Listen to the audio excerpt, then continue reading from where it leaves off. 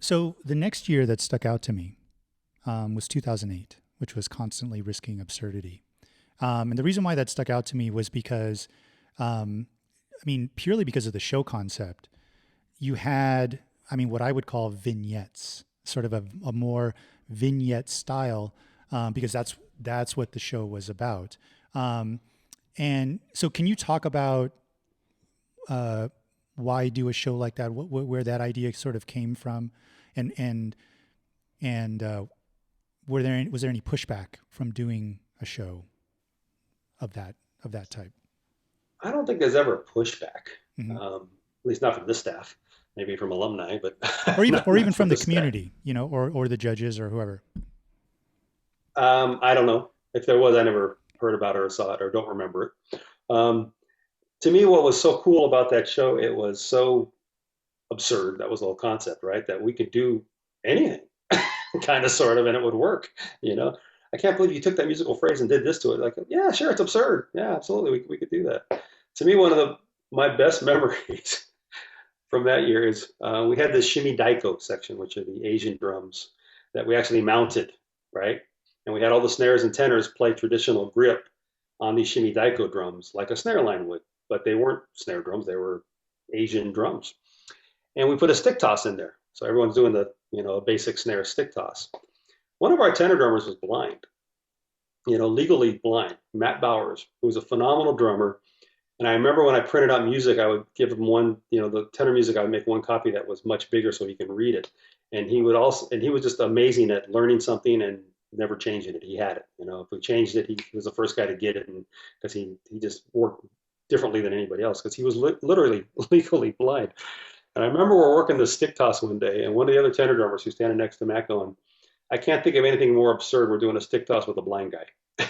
And he was absolutely right. I'm going, oh my God, you're right. Can we do this? Matt, should we do this? And Matt's going, I'm good, man. Let's go. I got this. But I mean, it was just one of those. That's what I kind of loved about that year. It was very absurd. It was crazy. You know, I didn't like the outcome, but the whole season was a lot of fun. Um, and then in '09, can you talk about why? You mentioned just a little while ago that line really sticks out to you as being really special. Talk about that a little bit. Well, the reason it's special, it's looking at my notes here, so I make sure I know what I'm talking about. We were undefeated. We didn't lose core. The drum corps didn't lose a show all year, and we didn't lose a drum show all year. And that's the only time that I've done that. As an instructor, a marcher, anything. I mean, that's the only drum corps I've been associated with where you didn't lose the caption and you didn't lose the core the same year, which is it's a pretty cool feat. I remember that whole season we couldn't use the U word. As the season goes on and you keep winning captions and you keep winning the show, and when someone would kind of bring up, "Hey man, you guys are like undefeated," you'd stop them. Stop! Don't put the karma cap on. You can't say the U word. Even to the point where good friend going into championships, Mike McIntosh, texting me and Ben Moffmer, good friends, and Ben's on my staff, and he's saying, "I can't believe you guys are gonna, you got a chance to go undefeated." And we just literally silenced him, said, "Stop texting right now." we can't say that U word until after this whole thing's over. And it was superstition, whatever you want to call it. But that was such a special year just because it was a great show. The show was put together so well. There was chairs all over the field, so it was great at rehearsals. Seriously, I mean, those little things you don't think about. And the older you get, I go, oh yeah, I'm just going to sit here for this production. Choose your props wisely. Yeah, yeah. I even told some judges. I go, hey man, during this one section, you can sit in any one of those chairs. You're gonna have a great seat, and the drumline will come right by you. It's all good. And some of the judges did it. They'll sit in the chair as the show's going on. But that was a very special year. I thought the show concept was great. It was also our first year with ProMark. When we switched over from Vic Firth, we went to ProMark that first year. Um, and that's how the whole show started with the rubber tip sticks, which were the Matt Savage rubber tip sticks at the time, because ProMark wasn't making mine yet. So we actually had the Matt Savage rubber tip sticks that ProMark made back there. That's how we started the show. But it was new implements for the first time, so just trying to figure all that out was a little bit different. But yeah, it's a very special year. One of my favorites. I really like how you guys have that like The no-hitter superstition. Don't say it. Nobody talk about it, Absolutely, you betcha. You can't say that. As soon as you say undefeated, you're gonna get beat. Was that even with the members themselves? Like, look, just not saying it to each other and just like looking at each other? Or was that just like a staff thing? You'd have to ask the members. I don't remember. Well, I know I never talked to them because I never would say that word. I remember our finals talk. The last talk that you have at finals, of the last day of rehearsal. And I remember I said the word, and everybody kind of looked at me like, and I go, "We got this. You guys are going undefeated," And I had some other words that I probably slid in there, but it was just something for them to go, "Oh my God, Scott's saying it. I guess it's okay now, and we better win now." And that was my whole mentality of actually saying the word. Let's break that curse, and we got this. We're pretty successful up to that point, so it worked. That's awesome. Great. Yeah. One last thing that Regwa had mentioned, which it's funny because like we talked about the basketball before and how that's like a thing, a special thing that BD members get to experience that outside people don't know about. But you have a thing where at one point on tour, on some football field somewhere, you like to throw a stick and almost like make it a contest as to like who can throw a stick the furthest. And Regwa was just talking about your ability, and how far you were able to throw a stick. But I remember you doing that with us. So my question for you is, what is that all about? No, do you still do it? And what is that all about? How did it start? It started as I don't even remember what year it started. I couldn't even tell you. It might have been even with Float back in the 80s. Somebody might remember who marched those years, but it was just something to break the monotony. Seriously, I mean, you put the drums on, you play 8 on a hand, you play accent tap, and, you're on tour 24/7 for however many months. And I remember at one point I'm going, all right, you could tell it was just, we needed to do something different. And there was a couple of things I used to do, drumline B, and then we throw sticks. But we'll get into drumline B in a minute. But I would, and I remember everybody putting theirs, and I was I wanted to be a jock. I wanted to be an athlete. I was pretty good at everything, but not good at one thing, not good enough at one thing. But I could throw pretty far, and I could throw a stick pretty far for whatever reason. So, and I'd make sure I get the heaviest stick too. I wasn't stupid, so I'd tape up one, especially in my bag that I would use most of the time, but don't tell anybody. But it would be, okay, drop your drums, let's go. Here's the line. We pick a yard line. Who could throw it the farthest? And you would start with the rookies. The rookies would go first, and it would always get, the more years you march, the later you can go, so you can warm up your arm more. And everybody had to throw. Everybody. You couldn't just sit out. Everybody had to throw a stick. And there's people who never threw anything before, that they're in the music world, and it was kind of funny watching some people throw.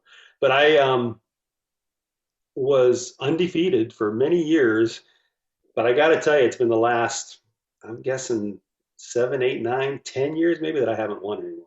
I mean, it's like, I don't know if it's age or guys are getting better or stronger, but all of a sudden there's like, I'm still in the top 10, I think. but it's definitely a contest, by the way. We didn't want to, it's definitely a contest. It's like, all right, who can throw it the farthest? Let's go, guys. It's going to be, now it's like, probably like, have you ever seen Napoleon Dynamite?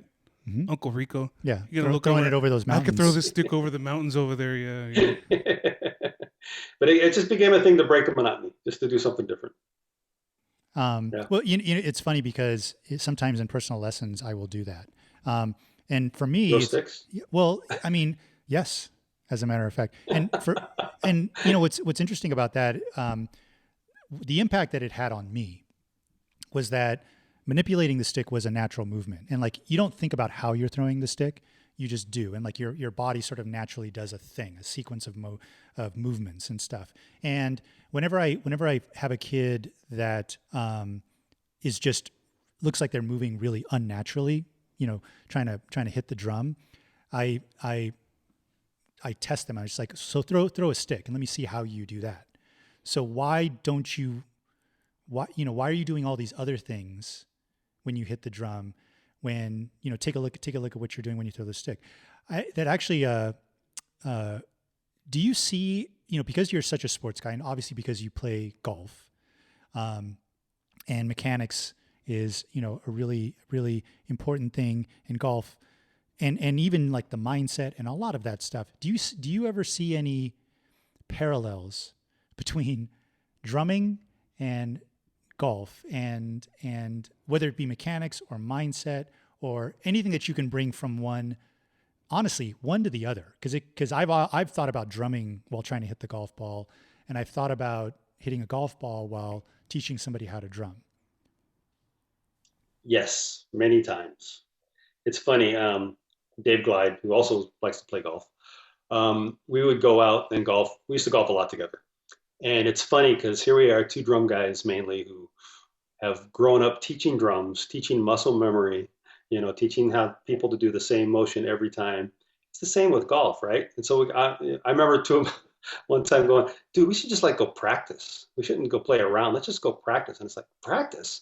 That's not fun. It's like, I agree, but we have to get that muscle memory down. But we know the answers, but we don't apply it. So I do think there's definitely a similarity. I mean, I'm playing a lot of golf now with COVID. I'm able to walk the golf course here and get outside, but it's all about tempo now. I sing certain charts in my head. Interesting. And as a matter of fact, I took a putting class years ago, and the guy who was teaching me this putting stroke, for distance, how far the ball goes, he goes, 1 inch equals a foot. And I go, what does that mean? He goes, do you know what tempos are? And I went, yeah. And he goes, well, the pros golf at 75 beats a minute. And I immediately went to 85 opener, which is 150. So every time I putt, I'm singing the 85 opener in my head. That's awesome. And I'm doing halftime, and it's back and hit and da, da, da.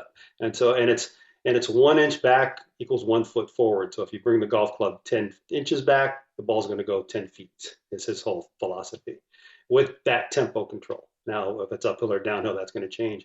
But no, I bring drum corps definitely into my golf game.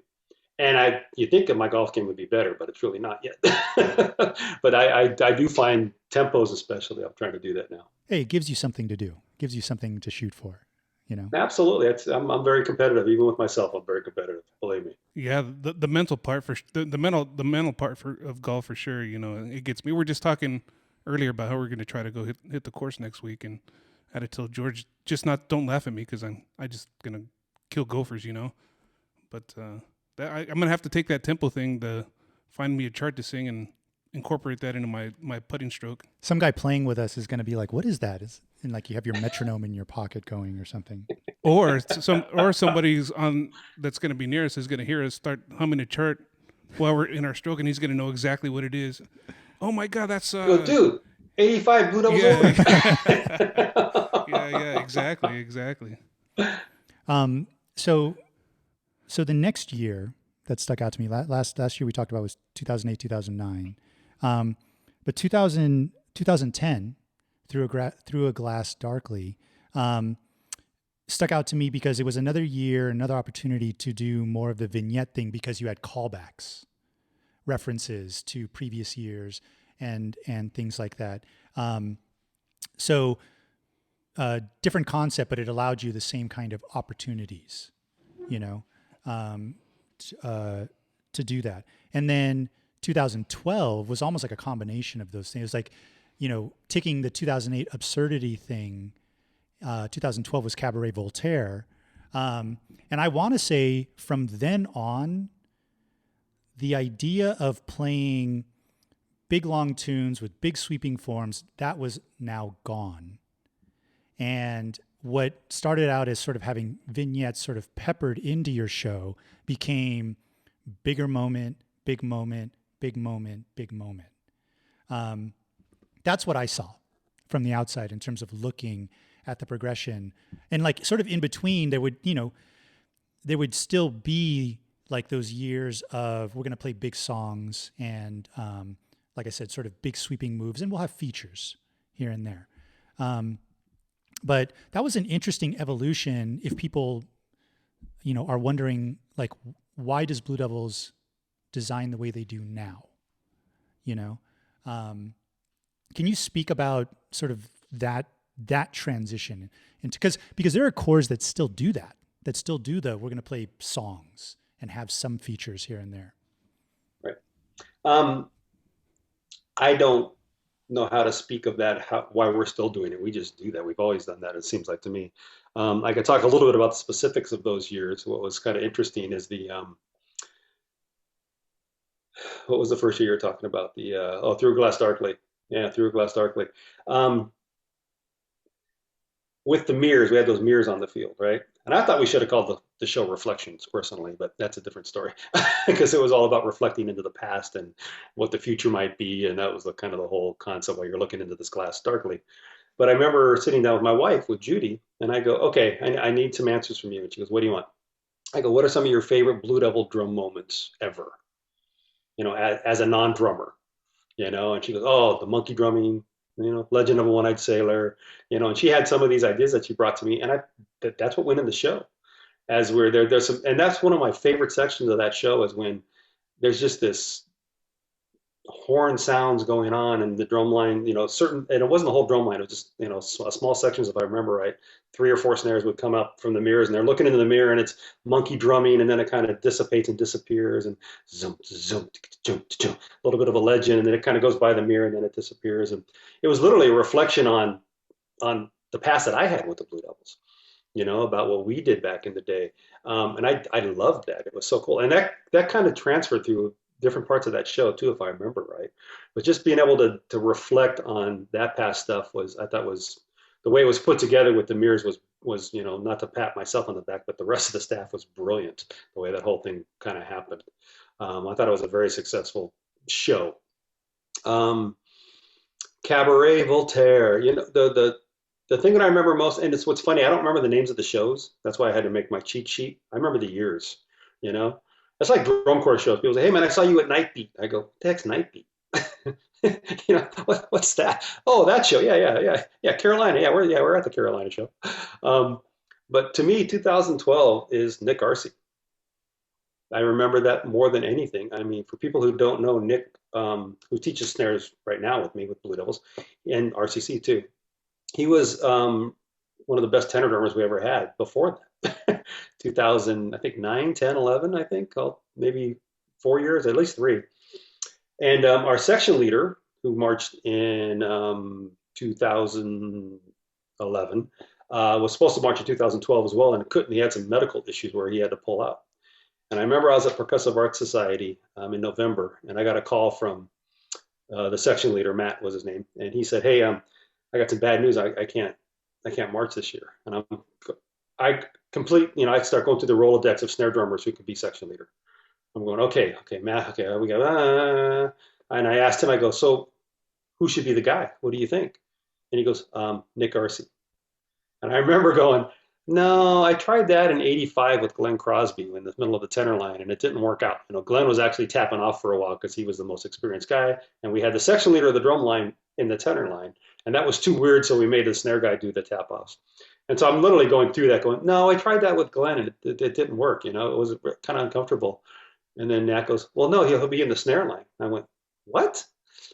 Wait a minute. One of the best tenor drummers in the history of the activity is going to be in the snare line? And I remember calling Nick, or he might have called me later that day. And he goes, so what do you think?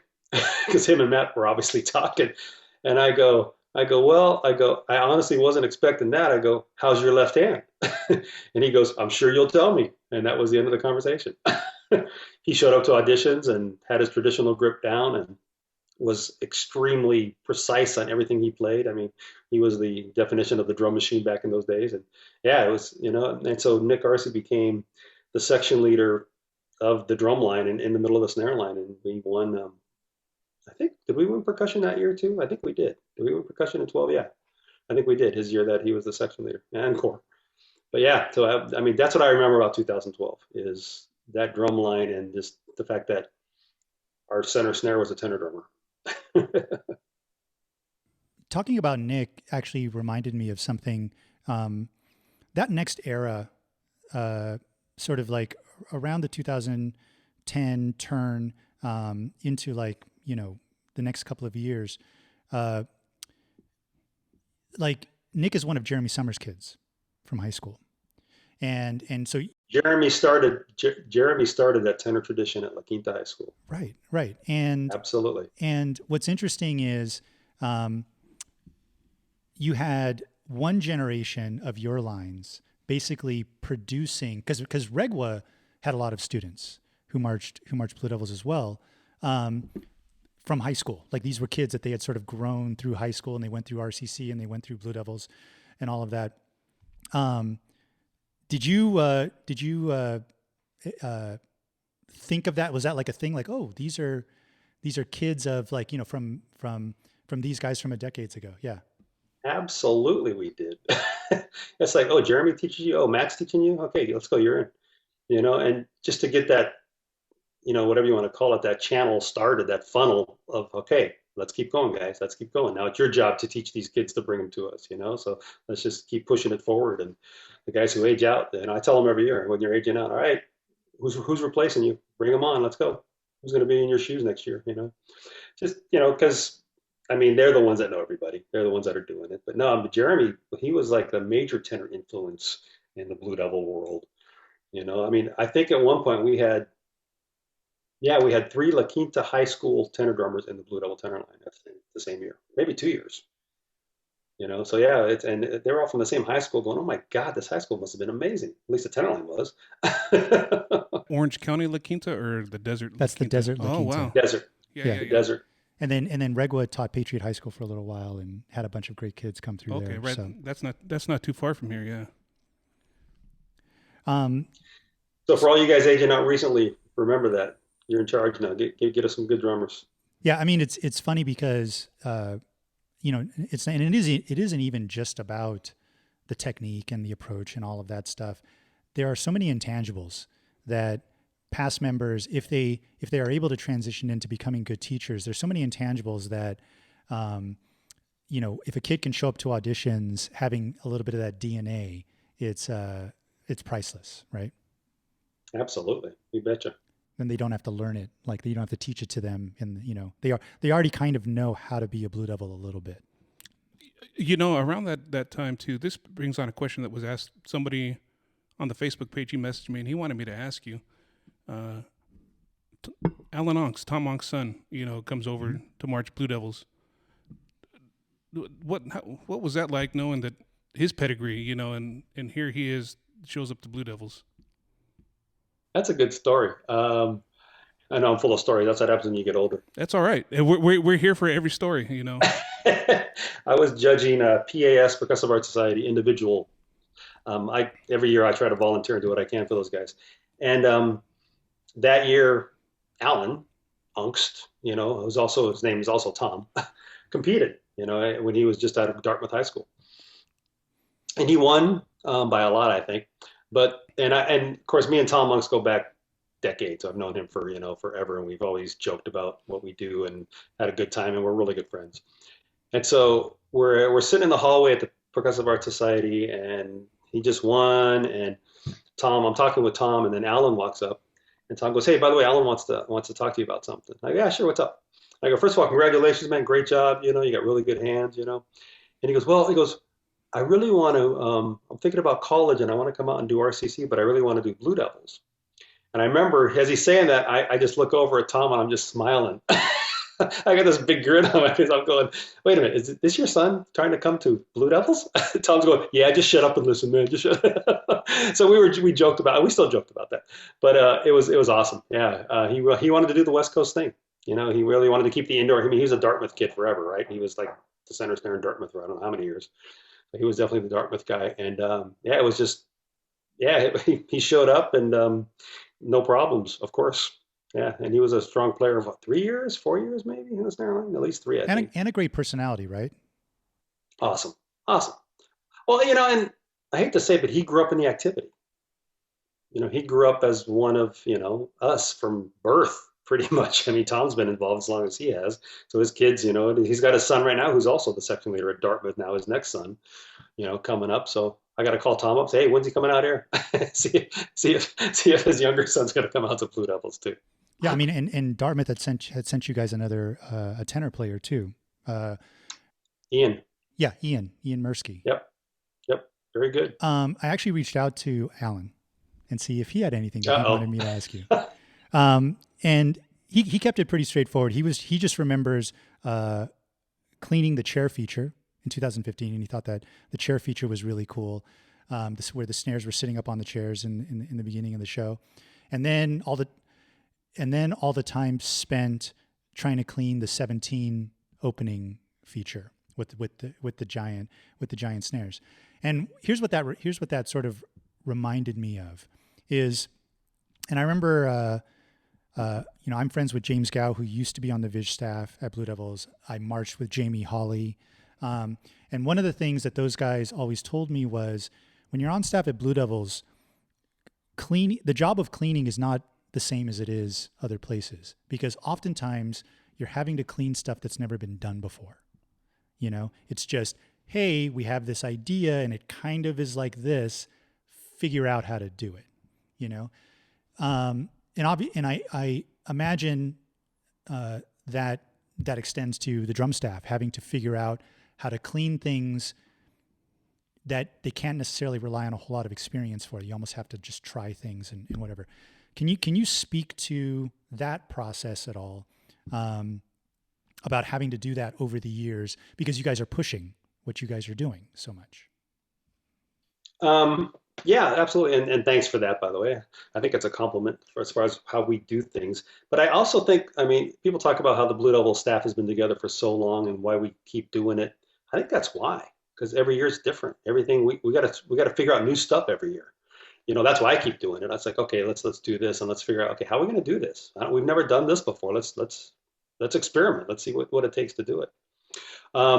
Yeah, the snares sitting up on the chairs was pretty interesting because some of the guys were afraid of heights, and those were pretty tall, and getting up there, we originally had to get them up there, then hand them their drums, and then take their drums off, and then they'd crawl down. It's like, okay, now you guys got to figure out how to get up there with drums and without drums and come down with your drums. And so that was real interesting. That was the first year we actually played fours, 32nd note fours, or six. I think there were six tuplets, That speed. Yeah.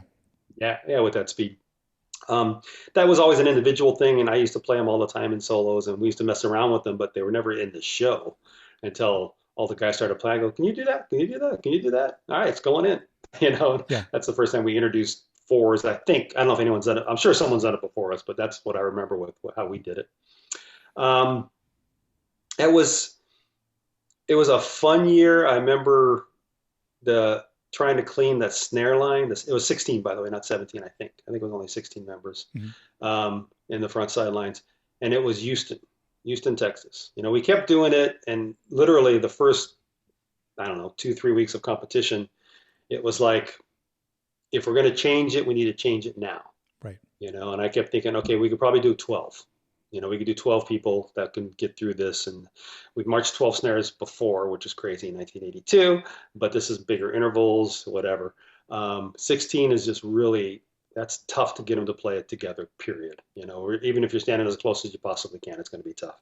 So we kept thinking, okay, we cut it to 12, we can do this. And as the season kept going on, we realized, okay, it's out there. Everybody's seen it. We can't change it. Because then they'll know. Yeah. Yeah, we got to Houston, and Dave Gibbs, the director, came up to me and says, so what's up with the snare thing? We need to change it. And I go, we can't change it.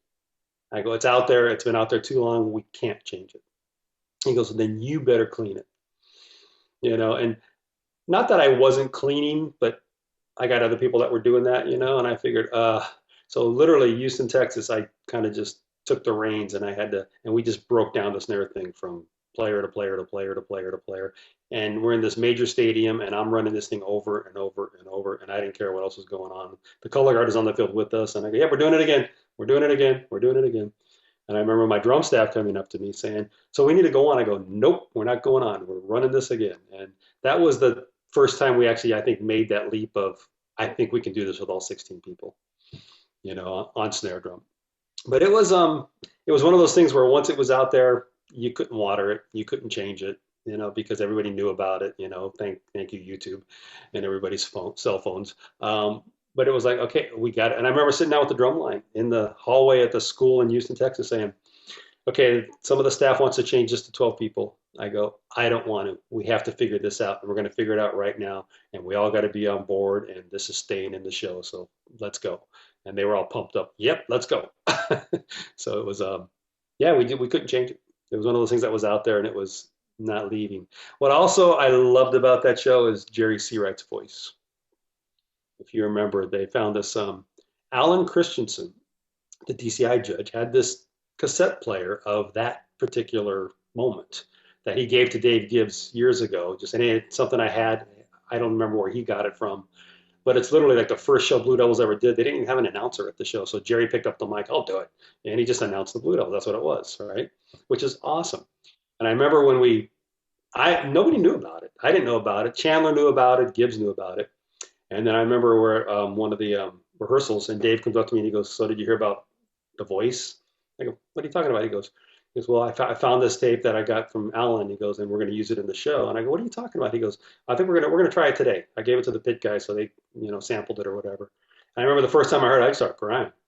I go, this is awesome. For all of us alumni who remember Uncle Jer, it was like, oh my God, it was huge. And I go, we're winning. We can't, we're not going to lose with Jerry's voice. That's impossible.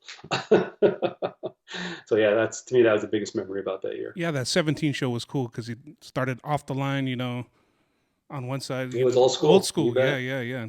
It was transition, absolutely. Did you write that snare feature, or was that like a collaborative thing?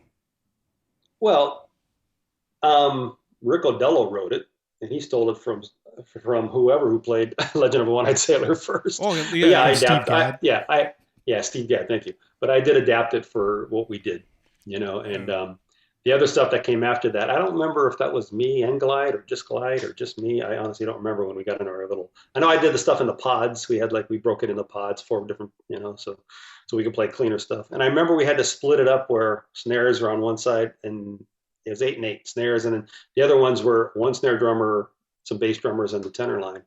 And they were doing like little features. And I remember, okay, cool. The snare guys can play this, so let's do this.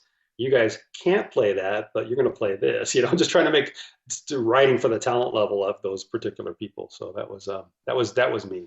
Yeah, trying to figure that out. I guess I should have prefaced that a little bit better. Other than the legend stuff, the stuff that came out.